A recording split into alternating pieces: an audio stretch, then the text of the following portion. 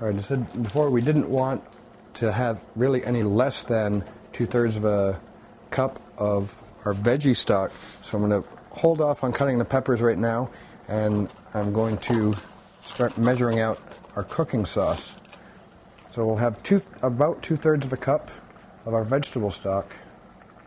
And then we're going to add a tablespoon of sugar. And I'm going to stir this until it dissolves. And you can feel with the spoon if it's granular or not on the bottom.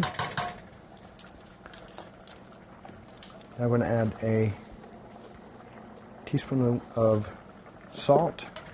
Again, I'm going to stir until I don't feel any granular pieces along the bottom of the pot.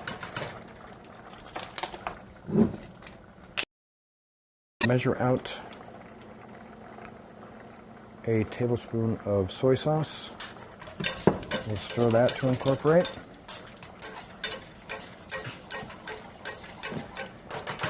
And then finally, we're going to take our cider vinegar, and this is again where our sour flavor is going to come from. And we will measure out 1.5 teaspoons and then bring this up to a gentle boil.